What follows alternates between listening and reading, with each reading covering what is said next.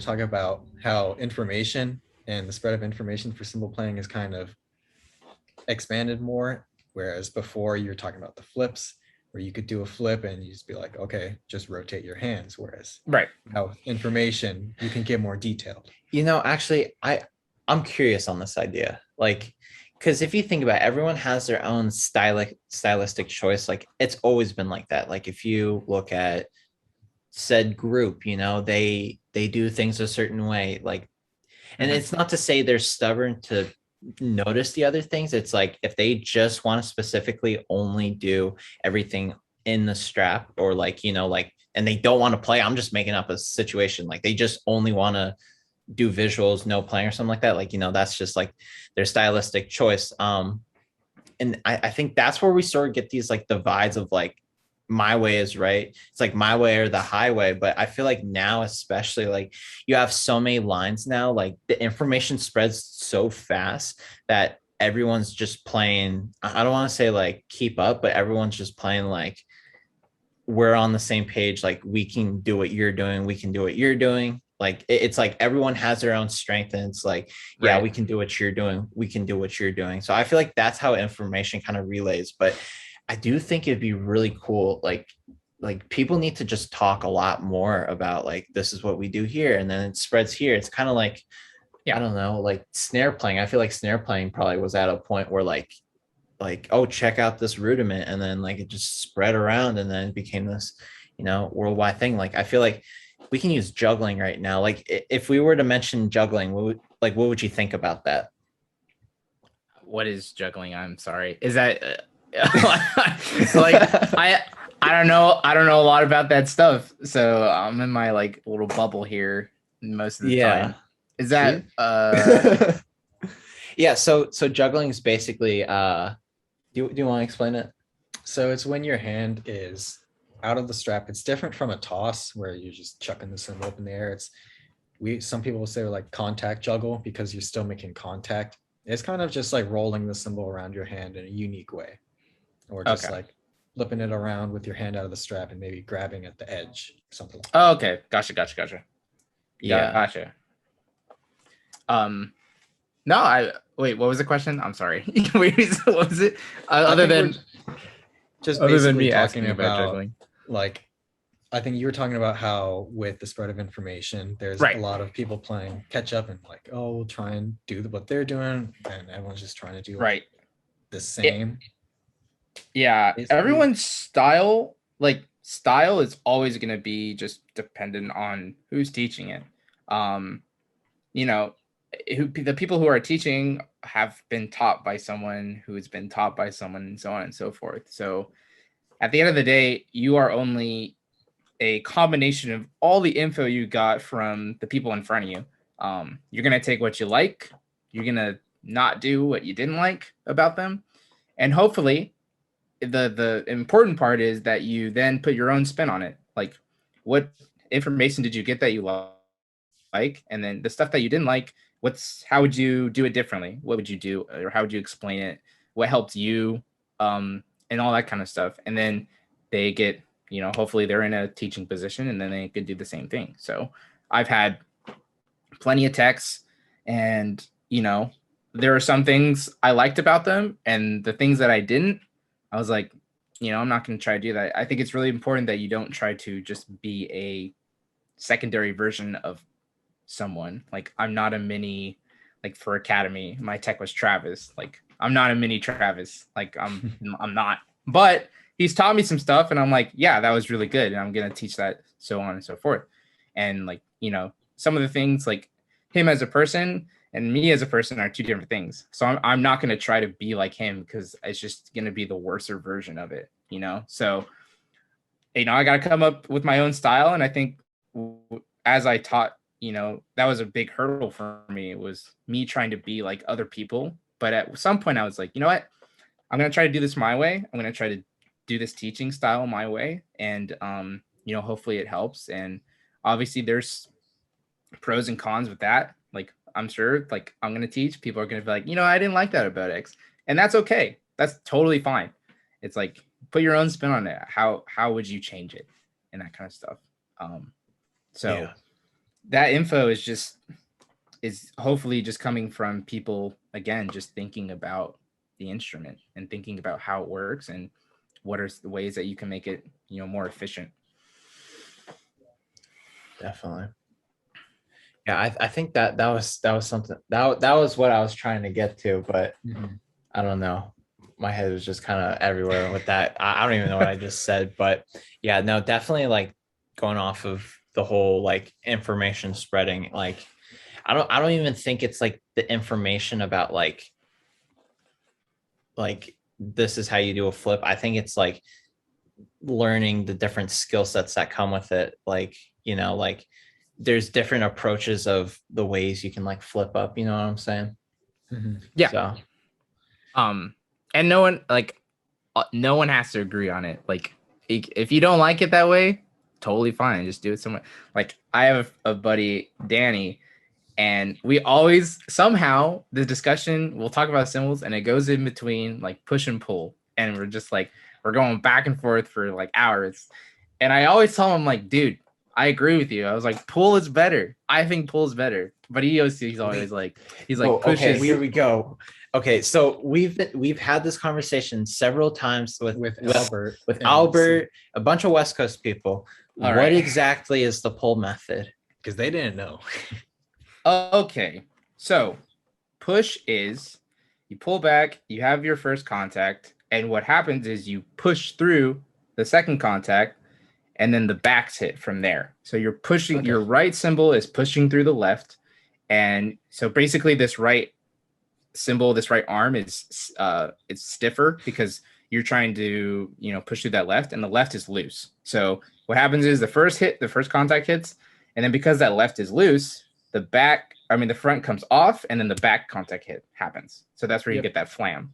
That's kind of how we do it on the East Coast. That's how it's been taught to us, at least. Yeah. Right. Pull is when you hit first contact and both angles shrink. So you're hitting from this angle. Sorry, if this is on Spotify, then I apologize. You have a bigger angle when you come into contact, but both cymbals then shrink. And what happens is once that first contact hits, you pull off the second. You pull off so the second contact hits. And since both cymbals are already moving, that second contact happens, and then the first contact is off. So that's where that flam happens. So that's the difference. So you have a push, which is a little more punchier in the beginning. It has a little more of an aggressive tone in the beginning. But the soundscape at the end is like your normal, crash sound, just a little more aggressive in the beginning. So I feel like for drum corps, it's a little bit better to do push because it's a little louder. Pull, your soundscape is more even. You get a more even sound out of it. So not a harsh beginning if you do it correctly. Not a harsh beginning. It's just very open. And I think for indoor, that's a little bit better. You're closer. You don't need to be as loud. So I think it creates a better sound just for the ensemble. But both are viable. Like some people like push better. Some people like pull better. And it just, it just depends on your style. So I think pull personally is better, but I know we did push at Vessel in 2020 before the season ended, and I didn't know much about push. So Josh Baltazar was there with me, and he was kind of going over that, and so I was learning from that, learning from him how to do it, and I'm like, okay, cool, I got it. But again, he taught me, I went home and I would just play it out, crash it out. So that way, when I came back to rehearsals, I could actually give information about it to the people in front of me. And so that's the core difference between the two. Got you. What would you say most people use on the West Coast, push or pull? I guess pull, I think. It's hard to say. I think right now most people use pull. Is that like I could see like the whole thing being like, I know when some West Coast lines do like the pull back with the big motion and they kind of drop it in. Is that like a pull crash that I'm thinking of? No, that's just the prep. So everyone's preps can be. I feel like the way they kind of land, it's like more of a like. and like you can see the Yeah, Yeah. I know what open. you're talking. Yeah. Yeah, with pull, with pull you get more of this, and with push Mhm. you get more of you see Like the crash the follow across through. the body first, and then you redirect it because that's where that second contact's happening. With Interesting. pull, the second contact is here, and then you go forward from it. You just redirect the pull off, and so that it comes forward. If you're doing a full extension crash, Man, I feel so stupid. People, what was it? People were like, "Yeah, it's just the opposite." Yeah, we were thinking the pull was like you do like a reverse push. Yeah. now that's some crazy stuff right there. I don't know, I don't know anything about that. Uh, That was interesting. Like the yeah. whole push versus pull and the way that you guys think about it and the way that like how specific it is and the way you think about the overall sounds and the attacks. That's I mean, now we know why the West Coast is super sound heavy. You think about these details. Yeah, it's all about that, man. Like we try to sound good. Like at the end of the day, that's the first thing. Like we got to sound good before we look good. And then after that, visuals is just style again. So you guys are doing a lot of like offhand things and doing all this crazy stuff.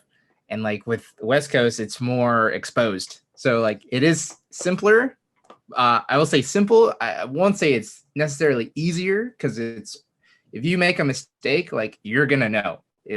Like, oh, he didn't flip in time, or he didn't catch it in time, or he's off. Like it is very exposed. Like people are gonna know immediately. So it's really challenging in that way. I think what you guys do with all that offhand stuff, I couldn't. No way. I'm like I don't think I personally could do it, but you guys have a lot of moving parts, and so you're doing like all this crazy stuff and whatever. And like when it's all together, it's like super cool. Like when it's really clean. I think, oh, I don't know if you guys can correct me on this. I think for you guys, it is, I feel like it's really hard to have everyone do exactly the same thing. Cause me, for a West Coast person, I'm thinking like, how do you guys break down like the speed of the rotation? How do you guys break down this and that? And then like, I don't know if you guys also do that or if you more Yeah. focus on just That's like cashing it on the count. our super long blocks where you guys do like super long. I know we always reference this, but when Jack was talking about the 3-hour sizz block, where he's just doing 3 hours of like sizzes, our super long blocks are okay, break down this, do it slow, think about the tension of the strap and the velocity.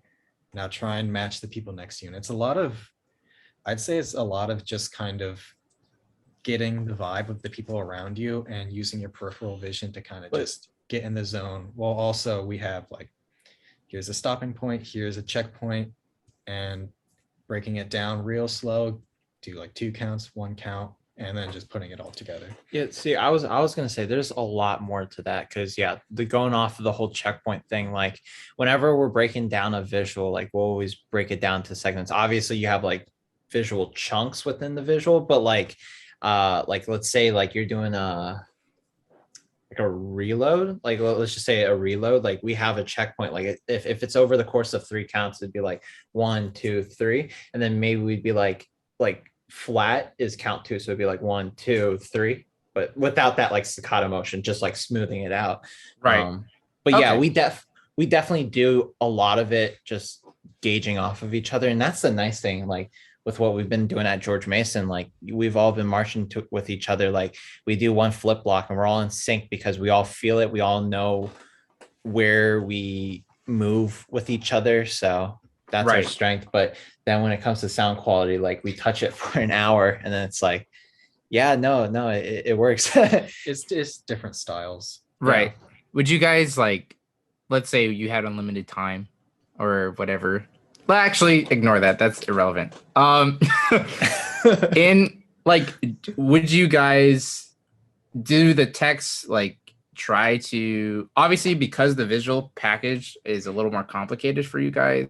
So does that mean there's less time for sound quality, or is there just you try to balance it out? Like, how does that usually work?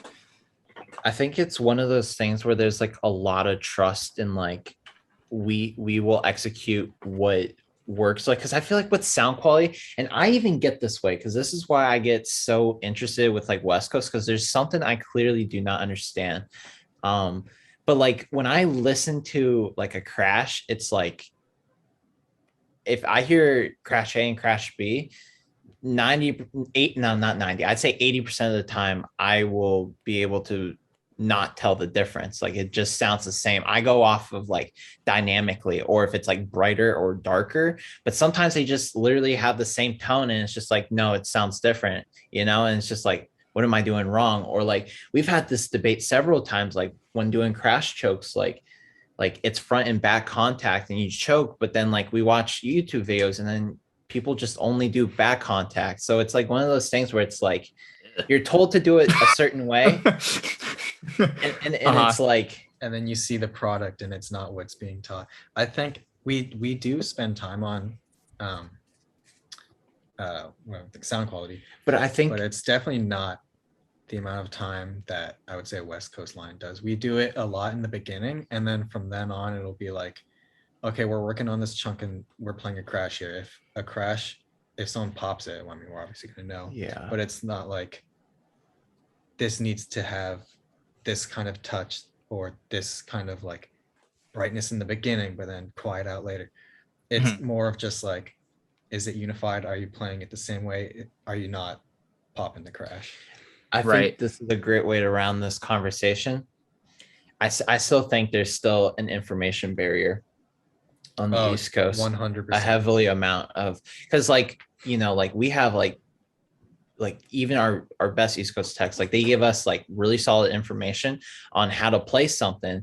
But sometimes it's like, you know, like we've been saying like 10 years ago, it's like, you just do it. But it's like, when I just do it, it just does not sound good. Or if I really go for it, you know, it either pops, it sounds too bright or dark, depending on the opposite of what you're going for, or, you know, like it sounds too long, or like the choke is too poppy. Like, you know, it's like one of those things, like you do exactly what you're being told and like you're so subconscious about it, but it's like there's like a science behind it that clearly we like there's more that we need to know, because we just kind of like, yeah, this is the information, just do it. But like, and that's like with visually, like we understand the science of all the momentum and like how gravity works and all that. But then when it comes to sound quality, it's like I don't know, I just don't feel like there's a really good grasp of that. And going off that, one final point to this, East Coast players, we need to admit that we are not the best at sound quality. Yeah. I mean, we can talk to East Coast players and be like, oh yeah, West Coast is really good at sound and East Coast is really good at visual. And East Coast line will be like, no, we also are really good at sound. First part of it is admitting that you're wrong. I'm not gonna lie. A lot of the West Coast groups, like honestly, don't like. There's maybe some standouts that sound really good, and then there's just some that like. I think I can assume maybe people will think like, I'm on the West Coast, that means I'm better at sound quality. Like, you got to put the work in to sound good. So just because we are on the West Coast doesn't mean that you are automatically good at sound quality. So, I mean, I think just as a general, everyone just, you know, it's hard to sound good consistently, and we just have to do, you know, we all have to try to grind it out and try to sound better. I think for you guys are in a little bit of a different scenario, because you guys are trying to play notes with the cymbal off of your hand.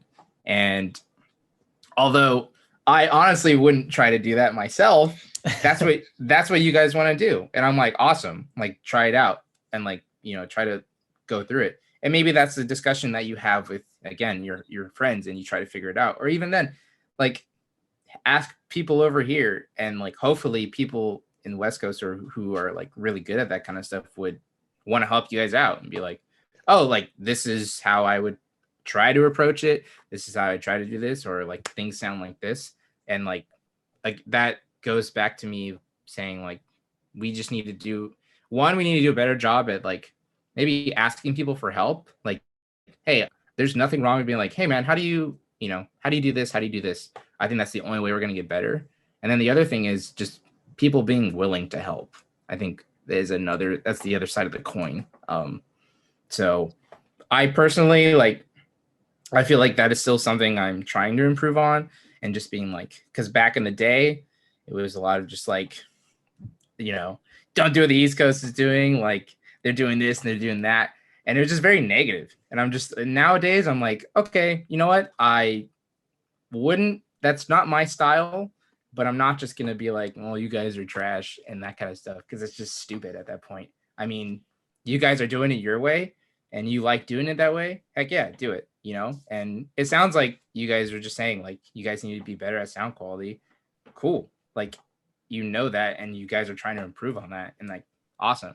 West Coast people, like, we're trying to still improve on sound quality. Visually, we need to improve. Like, we're learning the mechanics on how to move and that kind of stuff. And so we have to continue to do better at that. But, you know, we gotta ask for help, and we gotta be able to like try to help each other out. I think the Cymbal community in itself is very, very, very critical, and it can be somewhat negative at times. So I feel like we just need to like, a perfect example, bass drums. I feel like the bass community is like super cool. They're always hyping each other up. They're always like, yeah, bass, like all this kind of stuff. And then you have the Cymbal community, and they're just like, yeah, whatever. Like, I'm only gonna worry about my stuff and that kind of whatever. So not asking everyone to be best friends and, you know, hang out and have beers with each other, but, you know, throw some support out there, you know, help them out. So like, hey, like, nice job, Cymbals. Like, what's up? Yeah. Hey guys, how's it going? Whatever. Talk about some stuff. I feel like we're just very, like you said, we're segmented East Coast, West Coast. But even in those respect, well, I don't know about you guys, but in the West Coast, even then, I feel like there are just small little cliques. It's like, oh, we have these people and whatever. Is that like it over there? Or are you guys a little more homey about it? I'd say we're a lot more homey because of the DCI connection. You know, like you get people like from MCM, Rhythm Max, and like, you know, George Mason, they march together, and now it's like we're tight. We were, you know, like there's always been respect, you know, because when you're in high school, you always like look around and you like look up to and respect everyone from like where they came from, and then you go against them. It's like there's that competitive atmosphere, but it's like you still respect everything. But then when you march with them, it's like, you know, you have full on respect. Like, because I feel like for me, like if George Mason were to just be like, yeah, like we're folding, I would have nothing but respect to just be like, yeah, like let's just combine that with one of the other East Coast groups, like, honestly. So Yeah. Nice. Definitely. Before we continue, we are at 52 minutes. Wow, that was a long one. So this is long. I think that ending conversation was great. Definitely got a lot of good stuff out there. Where that cut was is probably going to be a two-parter. This is now a two-parter. Hell yeah. Might as well. Well, I will definitely be bringing you a beer to your lot. No. Okay, just do it behind the truck. All right, behind the truck. Staff bus. Yeah. RCC staff bus. Yeah. Oh, Lord. Cool. Thank you guys again. Yeah, for the last question. Gotta ask the final question. Yeah, no, of course I was getting there. Okay. Okay. Making sure. Xavier, we're gonna ask you the hardest question. We do this with everyone on the podcast. If there's one thing you could say to the Cymbal community, what would it be?